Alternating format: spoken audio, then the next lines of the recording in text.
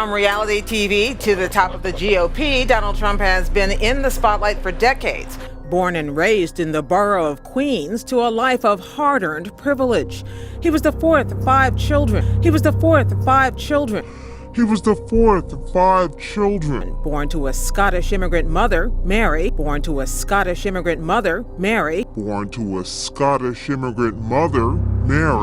And a housing developer father, Fred, who left an important mark on his son. My father was great. Good salesman, good builder. He loved to build houses. He was a good builder. I learned so much from him. And he was a great guy, a lovely guy. I loved my father. Fred Trump, a shrewd and political businessman, made a fortune building low-income housing in Brooklyn and Queens, beginning in the late 1920s. The family lived in a 23-room house. They had a chauffeur, a maid. The kids got taken by the chauffeur to their private school every morning. The children were all raised to be high achievers, but Donald in particular patterned himself after his father, author Gwenda Blair. Dad worked 24/7. If it was Sunday, you wouldn't take that day off. You'd put the kids in the car and go over to a construction site. You look for unused nails, because why would you waste a nail? He was a very tough and demanding guy. Said to have told his boys, be killers, win, very competitive, and that competitive streak came out double in Donald. But that same pressure didn't sit well with Trump's oldest brother, Freddie. Here's author Timothy O'Brien. Fred Jr. really couldn't stand the pressure. He ended up not going into his father's real estate business, wanted to become a pilot. He ended up an alcoholic, and he died of alcoholism. Biographer Michael D'Antonio says young Donald's thirst for attention often landed him in trouble at school. He said to me that he was a wise guy. He's the fellow who threw an eraser and gave a teacher a black eye and would throw cake around a birthday party. So I can imagine him as being a little terror. It proved even too much for Fred Trump to handle. So at age 13, Donald's parents shipped him upstate to the New York Military Academy. Many kids, of course, are desperately homesick, can't wait to go home. He apparently loved military school. He liked the kind of out front, I think, competitiveness of it. There were so many different ways that you could excel and get medals and ribbons, cleanest rooms, shiniest shoes, all that kind of stuff. Donald Trump thrived, rising in rank, and he was socially popular with men and women. He also gravitated towards sports, or rather, winning in sports, in soccer, wrestling, football, and baseball.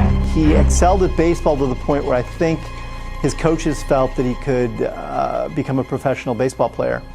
I think military school at least wrung some of his adolescent excesses out of him for a brief period of time. But the thing to remember about Donald Trump is that his wealth sort of created a bubble around him, and he's been able to pursue his appetites and really do whatever he wanted to do for most of his life with very few restraints. After graduation, he lived at home while commuting to Fordham University in the Bronx.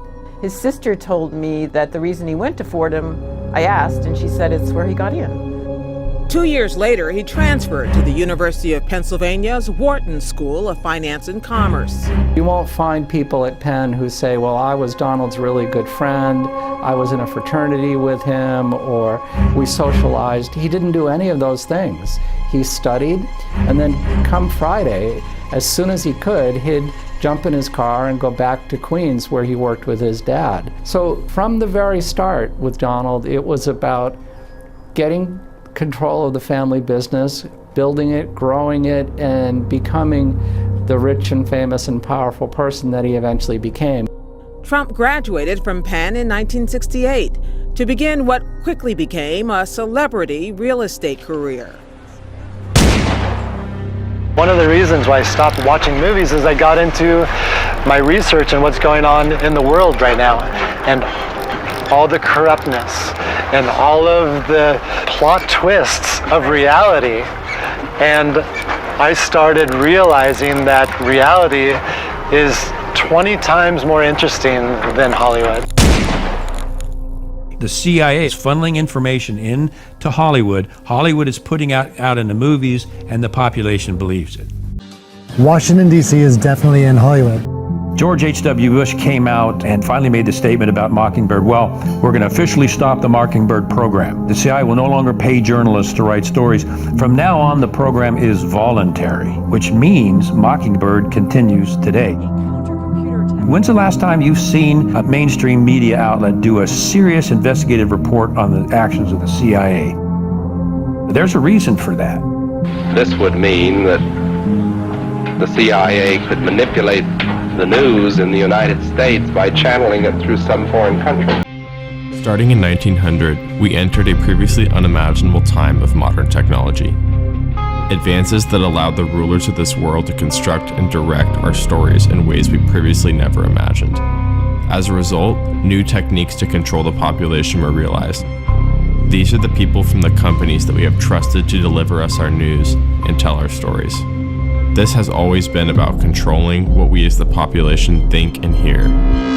They help create our culture and influence our society. We as citizens only trust them because as a society, we think that the gatekeepers have our best interest in mind. The dangerous, edges here are that he's trying to undermine the media, trying to make up his own facts, and it could be that while unemployment and the economy worsens, he could have undermined the messaging so much that he can actually control exactly what people think, and that is our job. That is our job. That is our job. Our job. I just want to get your thoughts on Trump, the Trump phenomenon, and what you can tell about the rest of the world by looking at their reaction to Trump. Well, Trump is the equivalent of a Hollywood actor on the movie screen. And the anti-Trumps people are other actors in the movie. When politics becomes a part of the conversation, sometimes friends can become enemies. We know that, depending on their views, and that seems to be the case between two very famous families in this presidential election season. NBC's Andrea Mitchell has more now on the once friendly relationship between the Trumps and the Clintons and how that might change. Andrea, good morning. Indeed, Savannah, they are two prominent and politically ambitious New Yorkers. Bold-faced names now pitted against each other in what is shaping up as a brutal campaign for the White House. We cannot take Hillary Clinton anymore. We cannot. We've had enough of Clinton. We can't have a loose cannon in the Oval Office. It wasn't always like this. Hillary Clinton, I think, is a terrific woman. In the 90s, Donald Trump brought his sons to the White House, writing, "The First Lady is a wonderful woman who has handled pressure incredibly well." Bill Clinton and Trump played golf. They're members of my club, and I like both of them very much. And remember this? The Clintons at Mar-a-Lago for Trump's wedding to Melania. I said, be at my wedding, and she came to my wedding. I thought it'd be fun to go to his wedding because it's always entertaining. Then there is Ivanka and Chelsea, young mothers and friends on the New York social scene. We're children and we love our parents, so that's the great equalizer, and that's the great common ground. Trump contributed to Hillary Clinton's past campaigns and to the Clinton Foundation. The former president even met with Trump just before he entered the race. Did you call Donald Trump and ask him to run for president of the United States? No. Because that would be pretty smart, man. Yeah, I get credit for doing a lot of things I didn't do like that. I had a very pleasant conversation with him, and it wasn't about running for office. So I missed a chance. Former President Bill Clinton is taking his own hits now at Republican nominee Donald Trump by accusing his slogan, "Make America Great Again," of being racist. The irony of the situation is that Clinton himself used this same slogan in an ad campaign for his wife in 2008. It really bothers me that Hillary's opponent seems to be doing best among older people. They like that. Some of them do. Make America Great Again. I was raised to believe if you spend all your time trying to recapture yesterday, you blow today and you forfeit tomorrow. And I'm actually old enough to remember the good old days, and they weren't all that good in many ways. That message where I'll give you America Great Again is If you're a white Southerner, you know exactly what it means, don't you? I ask you to join with us today, to give me your hands and your hearts, to give me your prayers and your help. I believe that together we can make America great again. I believe that together we can make America great again. I believe that together we can make America great again. There's a lot of talk about America being a leader as a democracy, quote unquote, in the 1800s when women and African Americans couldn't vote. What kind of democracy is that? Oh, that's exactly right. And that's when I hear these things about let's make America great again. And I think to myself, well, exactly when did you think America was great? That she has the skills to serve as commander-in-chief and the strength to lead our already great nation in this hour of challenge and consequence. Now, did you hear what I just said? Already great nation. Donald, did you hear me? Already great nation. We don't have a country if we don't have borders. We will build a wall. It will be a great wall. It will do what it's supposed to do. Keep illegal immigrants out. This administration has taken a strong stand to stiffen the protection of our borders. We are increasing border controls by 50%. We are increasing inspections to prevent the hiring of illegal immigrants.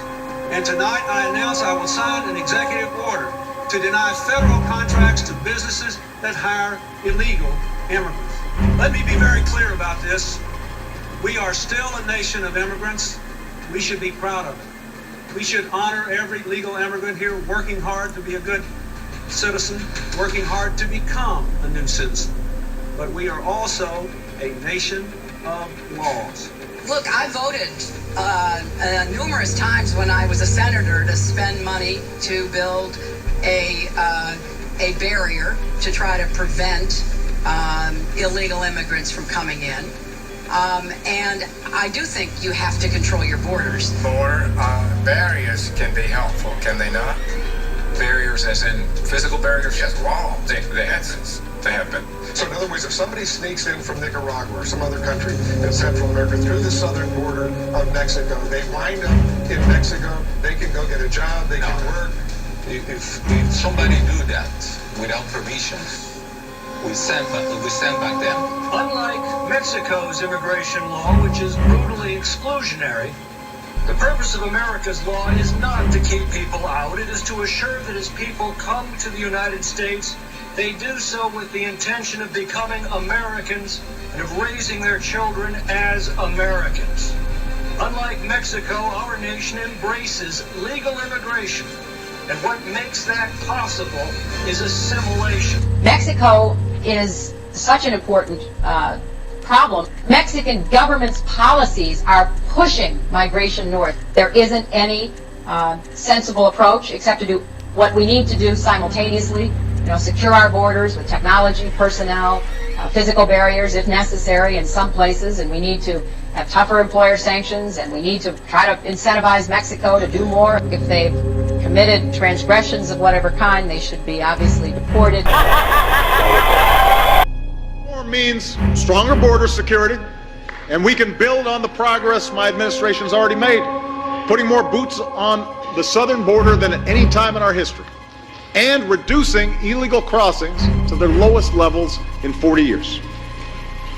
Real reform means establishing a responsible pathway to earn citizenship, a path that includes passing a background check, paying taxes and a meaningful penalty, learning English, and going to the back of the line behind the folks trying to come here legally. The bill before us will certainly do some good.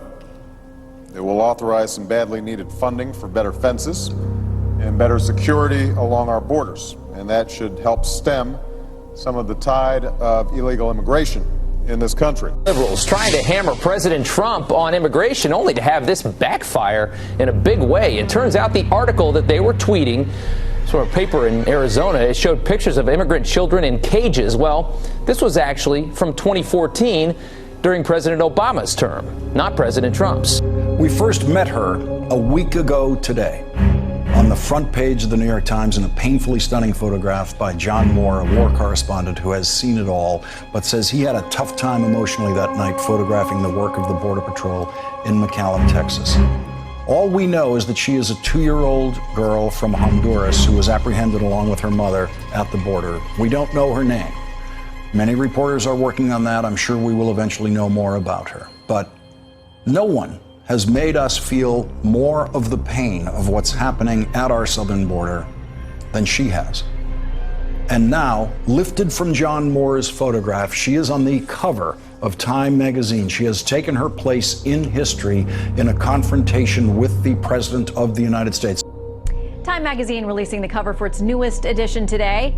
It's the now famous photo of a child crying at the border, but they put the president staring down at that crying toddler with the words, "Welcome to America." Just one problem. The father of that child spoke exclusively to the Daily Mail and said she was never separated from her mom. He said he was told yesterday that his wife and child are being detained at a family residential center in Texas. They are together and doing fine. There's a humanitarian crisis on the border.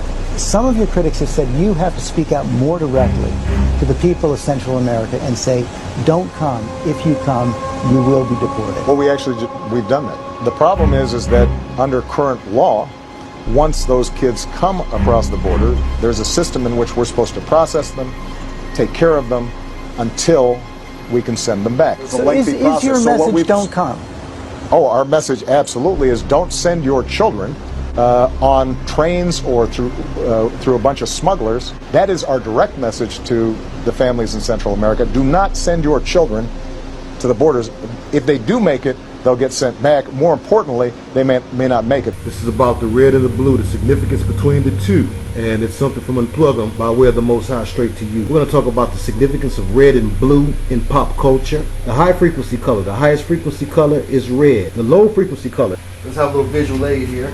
At one time or another, you play with crayons. Usually crayons or markers are arranged in such a way as to show the significance between the color spectrum. If you've seen a prism, if you've ever played with a prism before, you've seen the color spectrum demonstrated from the high frequency to the low frequency. And if you note, you'll find red at one end of the spectrum, and then you'll find green at the other end. Now green is nothing but a shade of blue. Turquoise is a combination of the two. Turquoise was a very important color in ancient Kemet because of it. All colors, just like sounds, and the sounds correlate to colors as well, all colors represent frequencies. They vibrate in a particular rate that qualifies them as frequencies just as sounds do. So we've seen this exemplified in a number of ways. Many of the adult celebrities we see today came from families who were indoctrinated into the Project Janus duality system. And again, it's all about duality. It's about splitting you in two, having two opposing realities. It's also a form of the problem reaction solution, also called thesis, antithesis, synthesis, where you take two opposing ends, really they're controlled by the same middle. And with the red and blue that you find all through pop culture, you will find this exemplified. Let's look at some examples. But thanks to Mike Tyson, he revealed the red and blue representing the two opposing ends of the political spectrum. The red for Republican or right wing, and then the blue for Democrat or left wing, left wing, same demonic bird. My last question for you. I was surprised last night. I was watching your interview and you were holding up the letter that Barack Obama had left you. Right. Seemed like a lengthy letter. It was. And you seem to have a personal rapport with him, and you were right. This was a really, really incredibly vicious campaign. What amazed me is that I was vicious to him in statements. He was vicious to me in statements. And here we are getting along, we're riding up Pennsylvania Avenue talking, we don't even mention it. I guess that's the world of politics. But I was tough on him, he was tough on me. And I like him, he likes me. I like him, he likes me. I like him, he likes me. Last question, and there's another wealthy individual these days who's making the rounds, and that is Donald Trump. And he seems to be flirting with the notion of running for president. What advice would you give him? Ted? Good luck. I've got to tell you, let anybody, the more the merrier. Maybe we'll find somebody that'll shake things up. Would you vote for him? I know him.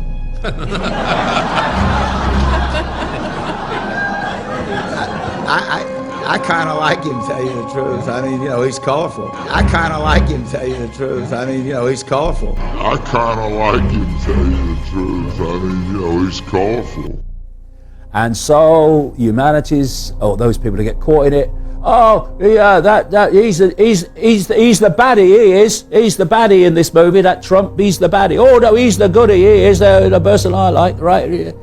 It's a movie.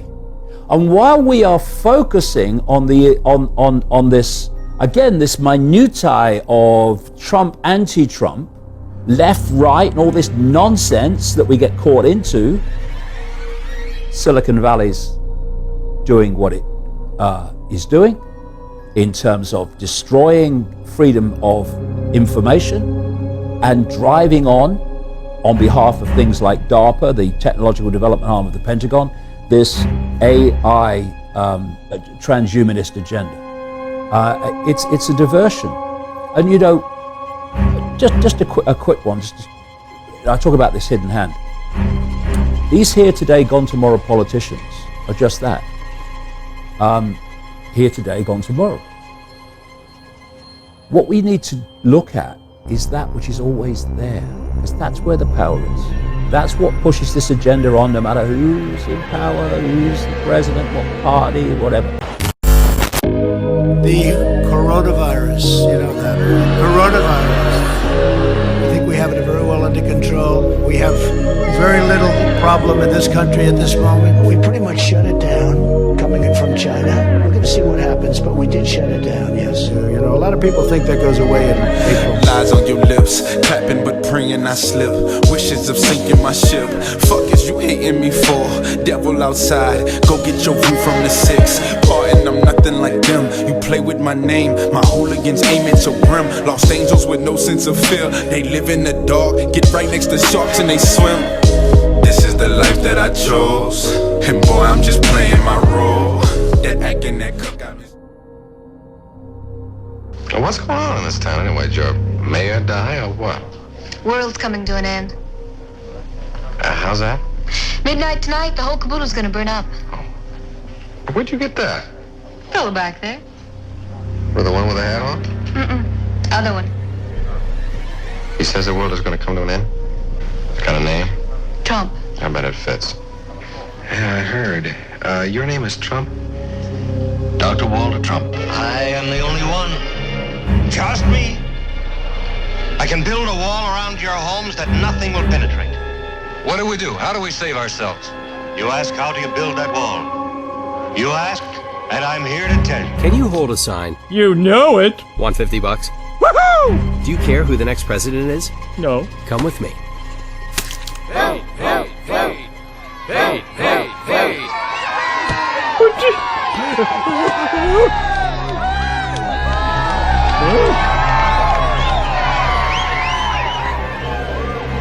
I'm right behind him.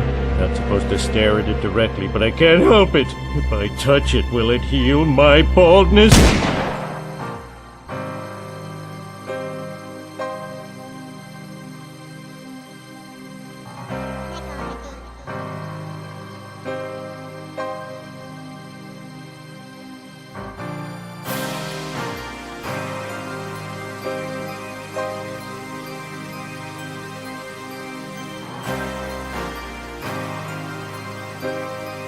Purchase your tracks today.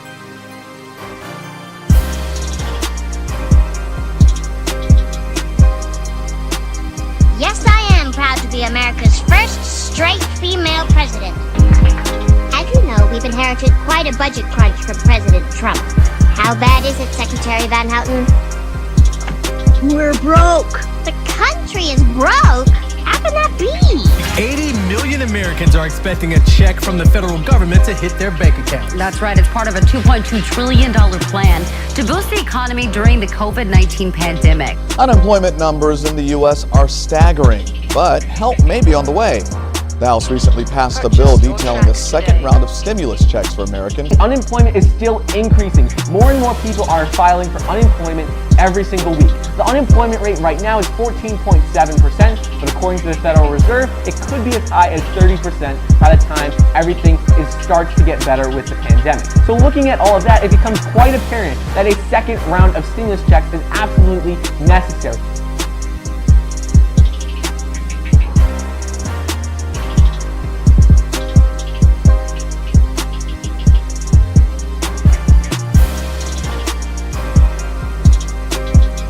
Purchase your tracks today.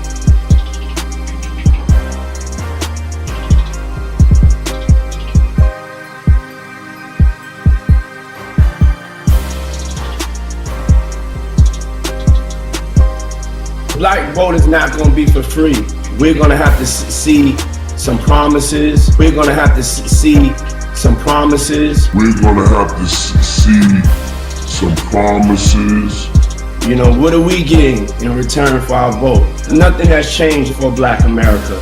And in order for us to vote for Biden, we can't be taken for granted like we always are because we're supposed to be Democrats. People expect that if you're Black, you have to be Democrat. Or because people are afraid of Trump.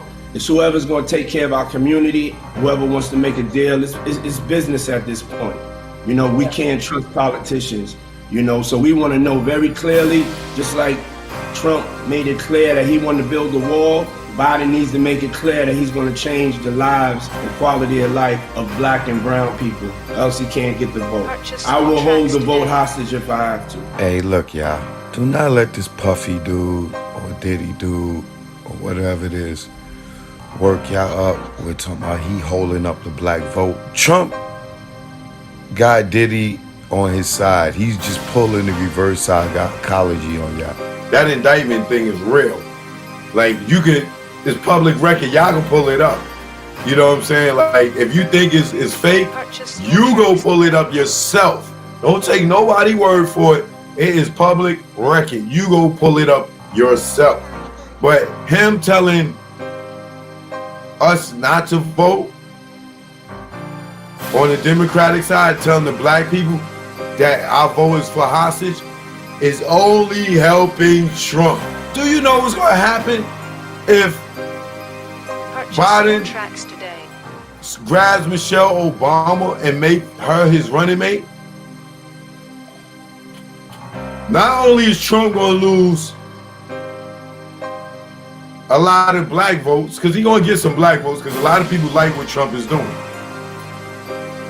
And if this pedophile ring is true, and I get to see all these niggas go to jail, all these celebrities go to jail, I'm voting for Trump. If he lock all of them up, and it's true, and he freezes their assets, and we get to see all these celebrities that was molesting kids, and if that's all true, we all gonna be voting for Trump. Moody's Analytics, very smart people, produces an election model that's predicted every single presidential winner since 1980, except one. Moody's just released its prediction this week. Here's the headline: Trump is on his way to an easy win in 2020. And we will control one house of the Congress for the first time in more than a quarter of a century. Presidential election nights are almost always exciting, particularly when you've got the out party ousting the incumbent, as was the case here. And the contrast between the two personalities was very stark and very interesting. A number of people had a sort of snobbish, condescending view of Reagan. He was a TV cowboy, and he was old, he was calm, he had a little bit of a sense of humor. There you go again.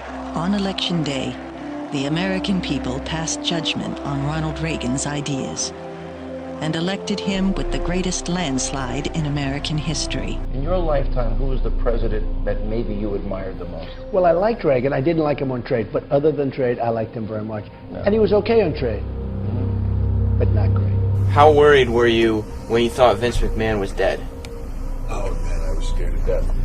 If I hadn't seen them pre-tape it where he got in and out of the car, you know what I mean? Of course, you're talking about the limo explosion. When we saw that, what kills me is so many people call. I mean, the office next day, like people. I'm not kidding you. Like, and they'd probably be mad at me for saying, like Trump called and it was like, did something happen to Vince?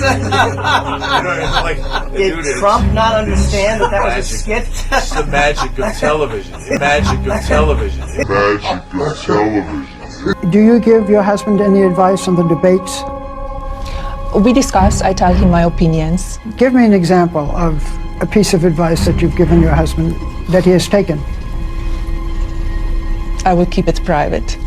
Well, she's told me, and I can tell you, she's told me a couple of times during the debate, she was very happy with my performances. She was very happy with my performance. She was very happy with my performance. If you want to call them a performance, but she said you could tone it down a little bit on occasion.